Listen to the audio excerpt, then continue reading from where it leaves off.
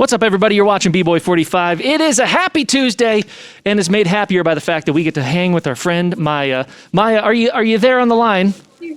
Hi. Oh, yes, you're there. And of course, Maya, please tell me why you're happy this wonderful Tuesday. Because Danny Pudi is calling in. Danny Pudi is on Maya's show today. Oh, how awesome is that? All right, Maya, take it away, girl. Okay, first of all, I just want to say thank you so much for calling in. I cannot believe I'm talking to you right now. Well, I am so happy to be here, and thank you for having me, Maya. It's a pleasure. So my first question for you is, when was the moment you first knew you wanted to be an actor? Oh, that's a great question. I don't know if there was one singular moment. I think there were a few moments. My mom and my grandparents signed me up for folk dancing when I was a child, and I enjoyed the process of rehearsing and performing and putting on fun costumes like hats with feathers in them. And being on stage and making my family like happy and proud, that was something really I started to enjoy. And then I think in grade school, there was a moment where I was able to read a story in front of the classroom. And maybe it was around fourth or fifth grade. And I remember bits of that story. It was something about a bird flying over a town and the bird needing to go to the bathroom. And the class laughed. And I remember that vividly, that feeling of being in front of a classroom, talking about a bird. And that, I think, was another one of those spark moments for me. Oh, cool. Mm-hmm. So who are your biggest improv and comedy influences? Ooh. So many. So yeah, I studied at the Second City in Chicago. I performed in a group called Stir Friday Night, improv and sketch comedy. And, you know, I was a big fan of that genre growing up. One of my earliest memories is watching Monty Python and the Search for the Holy Grail with my brother. Didn't understand what was going on and why my brother and his friends were laughing, but I wanted to be part of that. And I've always just enjoyed that type of humor. So I think Monty Python would be definitely one of my inspirations. As time went on, I think SNL for sure, Chris Farley and a lot of the SNL cast early on, Eddie Murphy. And then more recently, there's a comedy duo in Chicago called TJ and Dave. They do a fully improvised show, and they have for years. That's always been very, very exciting for me to watch them create an hour-long show out of nothing. It's like magic. Oh, cool. Mm-hmm. So you star as Brad in the series Mythic Quest, which is one of my favorite shows. I love it, and I'm so excited for the new season. Thank you. And I actually interviewed David Hornsby last week. Ah, nice. And so the chemistry between everyone on the show is amazing. And I was wondering, how did the opportunity to play Brad come about? Oh, that's a great question. Well, thank you for watching Mythic Quest. I'm just very fortunate to be part of that cast. I love ensemble comedy. A lot of my work has been in ensemble comedy because I love creating funny moments together. And Mythic Quest is very much that. I get to play a sinister character that is lurking over your shoulder right now, Maya. So I want to tell people that's character Danny as Brad. But the opportunity came about because Megan Gans, who was one of the writers on Community, a show I worked on, texted me and said that there was a role in this new show that she was working on. And that is unlike the previous character I played named Abed. And he is sort of this manipulator, a little sinister, he no, you can't really tell where who I guess whose side he's on, and I just love this idea of playing this character that was just this disruptor, this constant disruptor, and so that's kind of how it came to be. But working with Megan has been such a pleasure. David, who is the original Wolf, he we took a personality test this year, and he came out as a wolf and had to wear a leather jacket and do some barrel rolls over a table. So there's a lot of laughing that I had with David and the whole cast of Mythic Quest. It's really a tremendous ensemble, a lot of loving, funny performers. Oh, cool. Yeah. Yeah, I love how they make Brad the villain in this in this show. I think it's so funny. Me too. I feel like been more curious about villains in a lot of superhero films, and to me, it's something I never had a chance to do. But I just love this idea of playing a villain, and yeah, I am sort of the villain in The Office who. You just never know what Brad's going to say, it's exciting. It's exciting as an actor to get words sent to you in a script that you would be really scared to say in real life in front of your family and your kids, but you get to say on TV. So it's, my kids are really excited to get to the age where they could watch it. Oh, cool. Yeah. So what is the biggest challenge to playing Brad? That's a good question. I think that I generally I love to collaborate. I love being in groups with people, and that's not just as an actor, but just as a person. I feel I'm mostly an extrovert, and I really enjoy the energy of being around a group of people. And Brad is this silo in some ways. He's alone, and he operates as this one-man disrupting machine, walking around the office, wreaking havoc wherever he can. So that can be a little bit of challenging. He is mysterious. We don't know a lot about him. This season 2, you actually got to learn a little bit more about his backstory and his difficult relationship with his brother, but there is this mystery to Brad that can be challenging as an actor to play. I have to fill in the blanks and make up why I think he might be acting this way, not showing all my cards, not going for high fives. I love high fives. Can't go for high fives if you're Brad. Yeah. Have you had a favorite episode to film? Yes, I would say a few episodes were really fun for me. One of them was one that I referenced earlier, where David was a wolf, and it's an entire episode where we're taking these personality tests and given an animal, and the entire office is unhappy with their animal, the choice that they were given, and that's a really fun episode for me. Megan Gans actually directed that episode, and it's what's called a bottle episode, so it's all set in one location, and I always love those types of episodes because it feels very theatrical and you have long takes where you have to stay present. You're acting the whole time and it's just really exciting and alive. So that's really fun for me. I laughed a lot in that episode. Another episode that I really enjoyed was the one where Parvesh China played my brother, and he comes to visit the office and surprises me in the office this year. And I just really like that episode because the audience was given a chance to see a different side of Brad and seeing a more vulnerable side of Brad, something that we haven't really seen before. And as an actor, that's also really fun to dive deeper into why you could be so menacing or so calculating, and seeing that maybe some of it is all a mask. Yeah. Yeah. I love the episode that you guys take the personality test. Oh, yeah. It's so funny. I just remember reading that I was going to be like a circle predator prey, doing a circling and doing a predator prey dance with Joe, played by Jesse Ennis, who is so funny.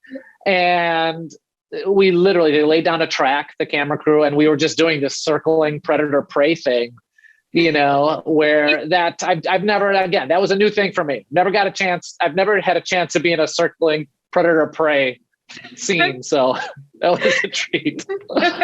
Yeah. So you were also in the series Community, which is another show that's hilarious. And what was your favorite part about working on that show? Ooh, many, Maya. That was a life-changing show for me. It was my first main series regular role, and I had been auditioning for years, and it when it all came to be, it just felt so exciting and special. And I knew that it was a show that I wanted to watch. When I read the scripts, it was a show that I knew I would watch as a viewer. So to actually be in it too felt extra special because I got to be part of this world and really inhabit and play a character that I really loved. So that was just really special to be able to work on a show that was so full of surprises with a wonderful ensemble. Still feels like my family in many ways. We all, I think, it grew up together around the table at Greendale. But I'll always remember all those moments where we first got a script. We'd be sitting around the table and just being surprised and excited to see what everyone would say and what everyone would add to the scene. Just sitting around that table was really, really special. Oh, cool. So of all the projects that you've been a part of, have you had one that's meant the most to you or a character that you've related to the most? That's a good question, Maya. I think Community was special for many reasons because it was my first main big role on a show that I loved. And I was just so excited to be working on a show like that, which was my dream. It was my dream for many years to work on a show like that with amazing writing and a really interesting layered character. So I think that will always be special to me. And it was also very joyful. And I've always valued that ability to work on something that can make people laugh, but can also make you think. And it can also, at the end of the day, make your heart feel happy, right? So that was special. My kids were born during the filming of Community. So there's markers there that I'll always remember. That was special. And now I get to work on another show, Mythic Quest, that is special for different reasons. It came at a time in my life where I was excited to try something new. And I get to work with an amazing ensemble, and I get to play a character that I've never played before. So as an actor, that's a new, exciting challenge that is equally exciting. It really is. So I think, then I have to throw DuckTales in the mix too, because I don't know if I've ever been happier just going into a room and screaming, where's my Junior Woodchuck guidebook? So that's thrilling for different reasons. Cool. So is there a show that you're currently obsessed with? I am. Well, I guess I'll start with What We Do in the Shadows. That's the show that I don't know if have you seen it? Yeah. Yeah. Okay. Yeah. I love the movie. Okay. Yeah. So I just find it just a wonderful escape. That whole ensemble too. I just love their chemistry. I feel completely taken away to a different world. Yeah. And they consistently make me laugh. So I think that's a show that I'm definitely very much into. Yeah. Oh, cool. Yeah. So what song do you have on repeat on your playlist? Oh, that's a great question. Hey Ya by Outkast is one that I play a lot. I've been playing a lot with my kids too. That is a good question. I was just talking to my kids about, bringing in an album, name what your favorite album. It's really difficult, but I think something by the Fugees would probably have to be up there as well. So I'd say those two are up there. Oh, cool. Yeah. So what is your biggest pet peeve? Ooh, biggest pet peeve. That's a good question. I'm afraid of parking garages. I don't know if it's a pet peeve, but parking garages with very tight parking spaces, they stress me out, make me feel very anxious. That can be tricky. I generally, I don't know if I have a lot of pet peeves. I would say that's tricky. That's a tricky one for me.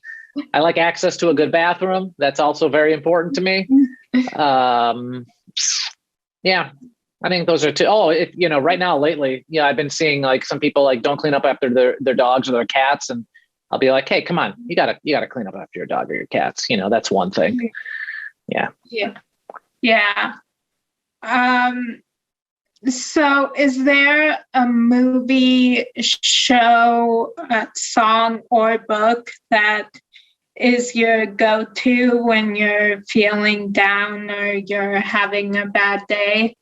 It's a great question. Music has always been a really important part of my life. I love going to just like a good album, like Outkast would be one, or just listening to something that's kind of uplifting. And that's always been a great place for me to heal or just to kind of cheer up,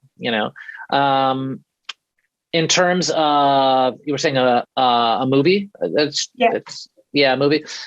Yeah. I'm generally a fan of any kind of escapist fantasy types of shows. So like The Mandalorian was really nice. That felt like a nice change of pace. My family and I also just watched Planes, Trains, and Automobiles. And have you seen that movie? Yeah.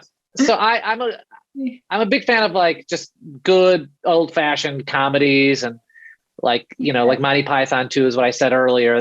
There's something about those good old fashioned comedies that in some ways make me laugh and escape, and Yeah. One of my go-to shows other than Mythic Quest is Will and Grace. Oh, great. Yes. I've seen that. I don't even know how many times. Yeah. It's comforting, right? Yeah, it is. Yeah. That's cool. Yeah. We, another one, we just watched The Good Place, and that was also comforting. I don't know if you've seen that, but Yeah.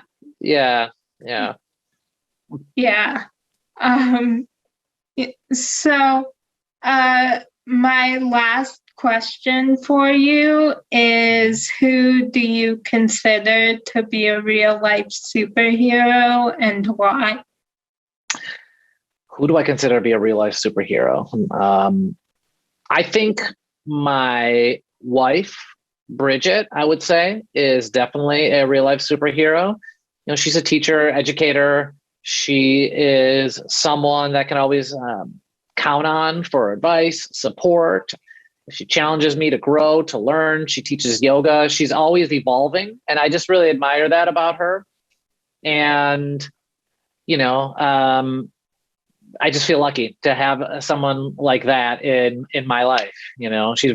She's my example of what I think of as strong.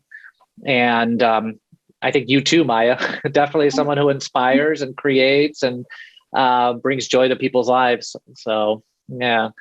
My mom too. Yeah. I have a number of superheroes in my life. I feel pretty fortunate. Oh, yeah. I love that. Yeah. Oh, one quick question about The Good Place. Do you have a favorite episode? Okay, that's a good question. I'm trying to think of a favorite episode of The Good Place. The first thing I thought of when you said that was when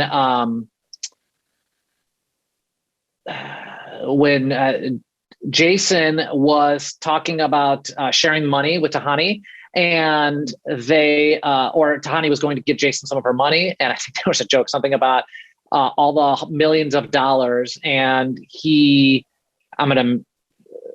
this joke is not going to be right, but he mentioned that if there's no room to give me all that money, you could just put it on a GameStop gift card, and it just made me laugh out loud. So I don't know. I don't know if I have a favorite. I think the finale was really moving to me. It was really touching in many ways and unexpected. So that's something that really stuck with me for sure. Chidi's monologue, and I mean, just all of them. That was just such an awesome ensemble. And there was also a really good episode where there were multiple. Is it Janet? Yeah, multiple. Can you hear me okay? Yeah. Yeah. Where Janet had all the different types of Janets. And I did love that too. That was really, really fun. I think my favorite is the one where Ted Danson's character has a midlife crisis that then turns into an existential crisis.